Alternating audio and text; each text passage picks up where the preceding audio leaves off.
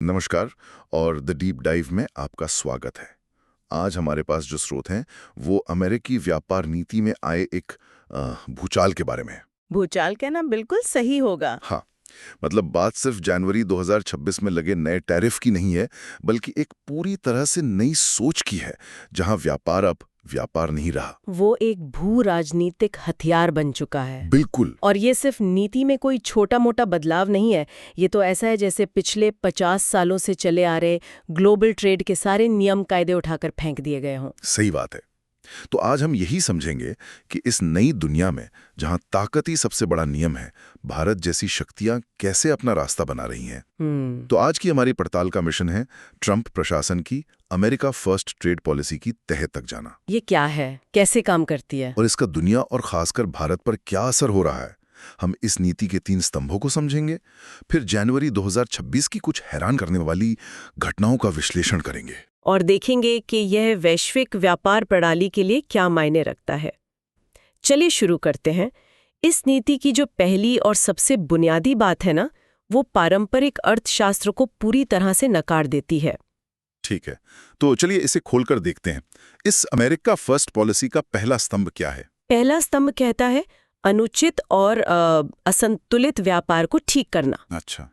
इस नीति का मूल विचार ये है कि अगर अमेरिका का किसी देश के साथ व्यापार में घाटा है, तो यह अपने आप में इस बात का सबूत है कि वो देश मतलब अमेरिका के साथ धोखा कर रहा है। लेकिन क्या ये सोच थोड़ी ज्यादा सरल नहीं है? बहुत ज्यादा।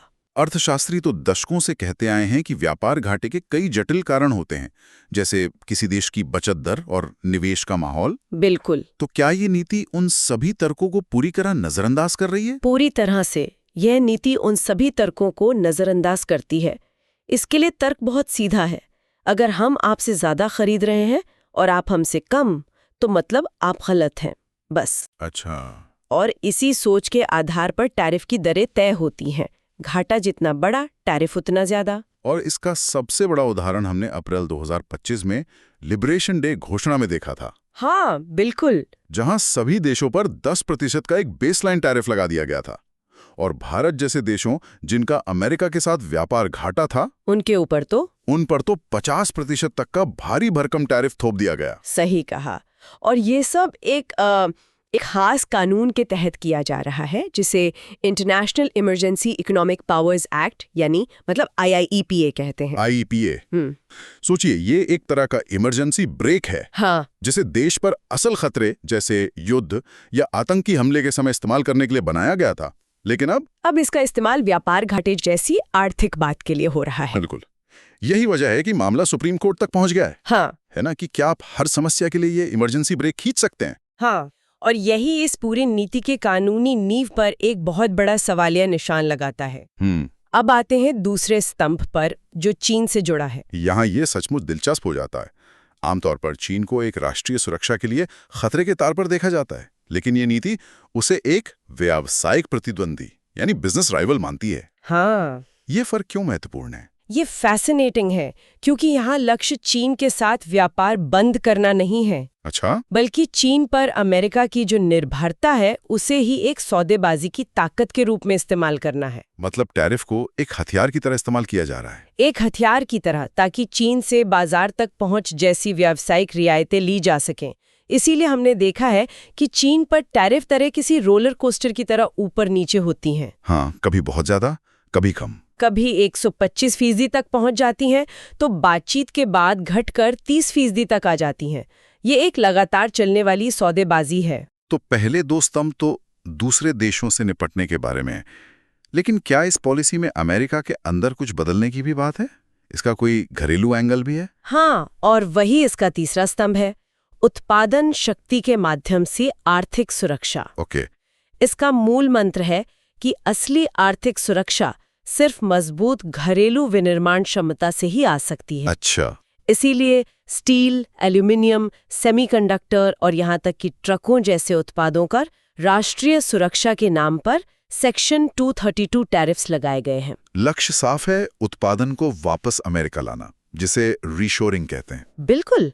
तो ये नीतियां कागज पर तो बहुत बड़ी और क्रांतिकारी लगती हैं, पर असल दुनिया में इनका असर कैसा दिख रहा है? असर तो बहुत ही नाटकीय है। हमारे स्रोत जनवरी 2026 की 3 घटनाओं का जिक्र करते हैं जो दिखाती हैं कि ये टैरिफ अब सिर्फ व्यापार के बारे में नहीं रह गए हैं। पहली घटना तो आप समझिए बिल्कुल किसी थ्रिलर फिल्म की कहानी जैसी है। अच्छा। 17 जनवरी को अचानक 8 यूरोपीय देशों पर 10% टैरिफ की घोषणा कर दी गई। यूरोप के देशों पर? हाँ, जिसमें डेनमार्क, जर्मनी और यूके जैसे अमेरिका के करीबी सहयोगी शामिल थे। और साथ में धमकी भी थी। धमकी ये थी कि अगर बात नहीं मानी जाएगी तो ये टैरिफ बढ़कर 25% हो जाएगा। एक मिनट, क्या आप कह रही हैं कि टैरिफ का इस्तेमाल जमीन खरीदने के लिए किया गया? ये तो वाकई, हाँ बिल्कुल। और शर्त क्या थी? बताइए। शर्त थी डेनमार्क अमेरिका को ग्रीनलैंड बेच दे। क्या, ग्रीनलैंड? हाँ, ग्रीनलैंड बेच दे। वजह बताई गई राष्ट्रीय सुरक्षा। अमेरिका वहां गोल्डन डोम नाम की एक मिसाइल रक्षा प्रणाली स्थापित करना चाहता था। और आर्कटिक में चीन और रूस के बढ़ते प्रभाव को रोकना चाहता था? बिल्कुल।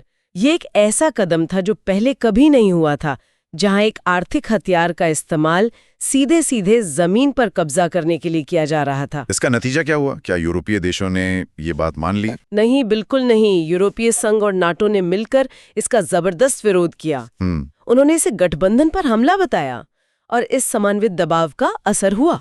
अच्छा। सिर्फ 4 दिन बाद 21 जनवरी को ये धमकी वापस ले ली गई। तो इससे ये भी पता चलता है कि जब सहयोगी देश एक साथ खड़े होते हैं तो इस तरह के दबाव का सामना किया जा सकता है। सही बात है। अगर ग्रीनलैंड को खरीदने की कोशिश आपको अजीब लगी, तो ईरान के मामले में तो प्रशासन ने सारे नियम ही ताक पर रख दिए। हाँ, वहाँ यहाँ तो कोई सरकारी घोषणा भी नहीं हुई। बस एक सुबह 13 जनवरी को ट्रूथ सोशल पर एक पोस्ट आ गया। सोशल मीडिया पर? हाँ, कोई औपचारिक दस्तावेज नहीं, कोई प्रेस कॉन्फ्रेंस नहीं, सिर्फ एक सोशल मीडिया पोस्ट। कमाल है। जिसमें लिखा था कि ईरान के साथ व्यापार करने वाले सभी देशों पर तत्काल प्रभाव से 25% टैरिफ लगाया जाएगा। मतलब दुनिया की सबसे बड़ी अर्थव्यवस्था अपनी विदेश नीति अब सोशल मीडिया पर चला रही है। बिल्कुल। इससे कंपनियों और निवेशकों को क्या सिग्नल जाता होगा, और इसका सीधा निशाना कौन थे?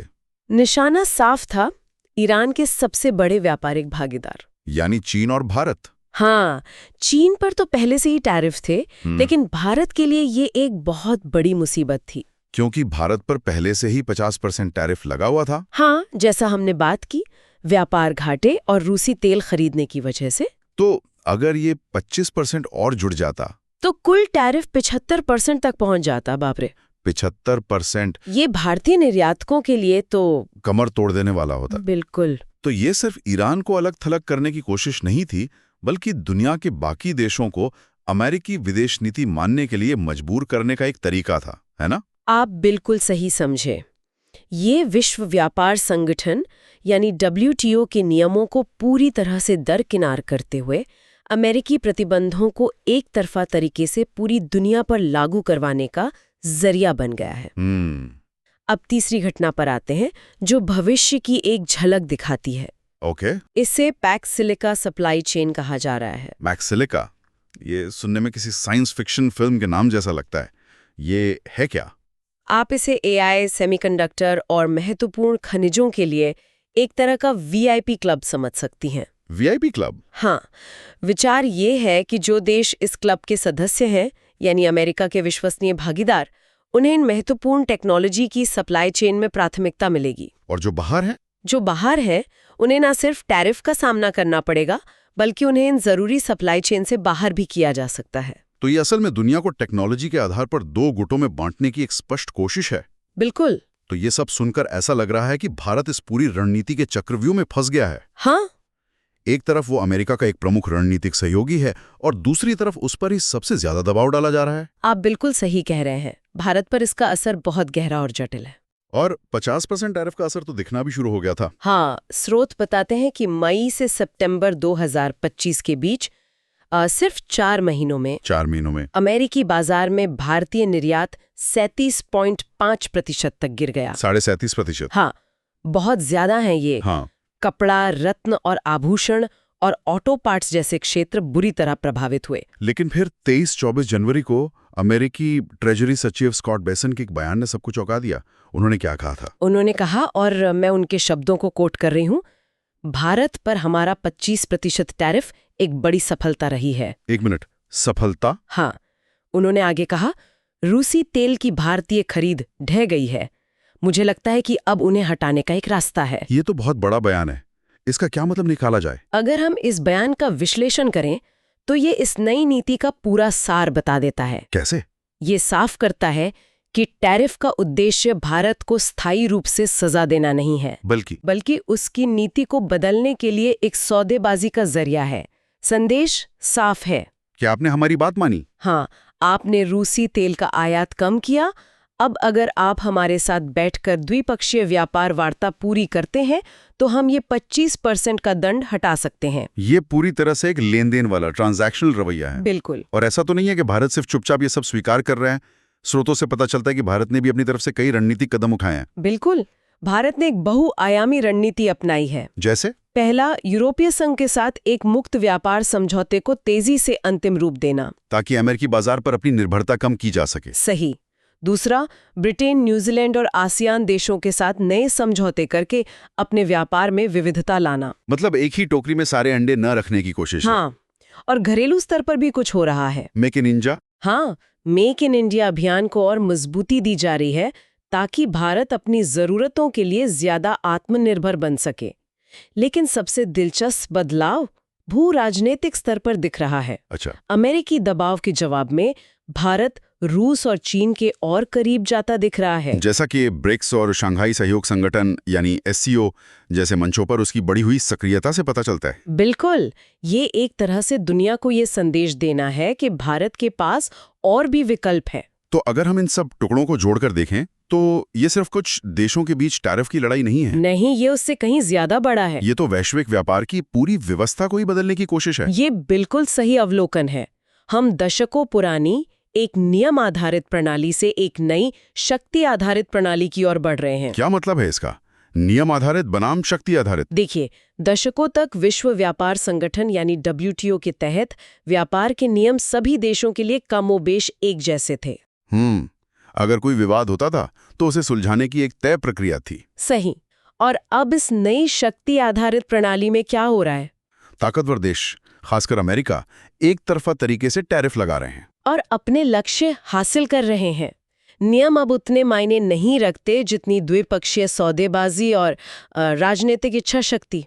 तो WTO की प्रणाली लगातार कमजोर हो रही है। हाँ, क्योंकि बड़े देश अब उसे दरकिनार कर रहे हैं। वे कहते हैं अगर हमें आपसे कुछ चाहिए तो हम सीधे टैरिफ लगाएंगे। WTO में सालों तक केस लड़ने का इंतजार कौन करेगा? इसका वैश्विक अर्थव्यवस्था पर क्या असर हो रहा है? क्या ये दुनिया के लिए अच्छा है या बुरा? असर कई स्तरों पर है और मिला जुला है। एक तरफ कंपनियां अपनी सप्लाई चेन को चीन से बाहर निकाल रही हैं। हाँ, वो चाइना +1 स्ट्रैटेजी। बिल्कुल, वो वियतनाम, मैक्सिको और भारत जैसे देशों में जा रही हैं। लेकिन अब इन देशों को भी टैरिफ के खतरे का सामना करना पड़ रहा है, जिससे अनिश्चितता और बढ़ गई है। हाँ, और दिलचस्प बात यह है कि इन सब के बावजूद अमेरिकी अर्थव्यवस्था आश्चर्यजनक रूप से मजबूत बनी हुई है। 2025 की तीसरी तिमाही में 4.3% की GDP वृद्धि दर्ज की गई थी। सही, लेकिन इसका एक दूसरा पहलू भी है। अमेरिका में विदेशी निवेश में काफी कमी आई है। तो कुल मिलाकर आज की बातचीत से सबसे बड़ी बात ये निकल कर आती है कि हम वैश्विक व्यापार में एक बुनियादी बदलाव देख रहे हैं। हाँ, एक फंडामेंटल शिफ्ट। ये नियमों से हटकर ताकत पर आधारित हो रहा है और टैरिफ अब सिर्फ एक आर्थिक उपकरण नहीं बल्कि विदेश नीति का एक बहुत शक्तिशाली हथियार बन गए हैं। और भारत इस बड़े बदलाव के बिल्कुल केंद्र में है। उस पर एक सहयोगी होने के बावजूद दबाव डाला जा रहा है, लेकिन वो नए व्यापारिक और भू राजनीतिक रास्ते तलाश कर इसका जवाब भी दे रहा है। रूसी तेल पर लगे टैरिफ को संभावित रूप से वापस लेने का जो संकेत मिला है वो एक बहुत महत्वपूर्ण घटना है। इस पर आगे भी नजर रखनी होगी। बिल्कुल, यह दिखाता है कि इस नई प्रणाली में सब कुछ मोल भाव पर टिका है। कोई स्थायी दोस्त या दुश्मन नहीं, सिर्फ स्थायी हित।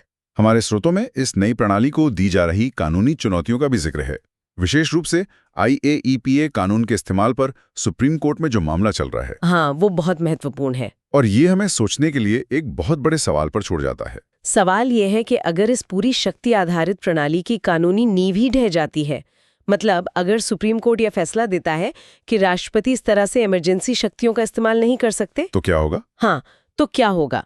क्या दुनिया वापस पुराने नियम आधारित सिस्टम पर लौट आएगी या फिर व्यापार को हथियार बनाने का जो जिन बोतल से बाहर आ चुका है वो वापस नहीं जाएगा। और अब हर देश को, चाहे वो छोटा हो या बड़ा, यही नया आक्रामक खेल खेलने के लिए मजबूर होना पड़ेगा।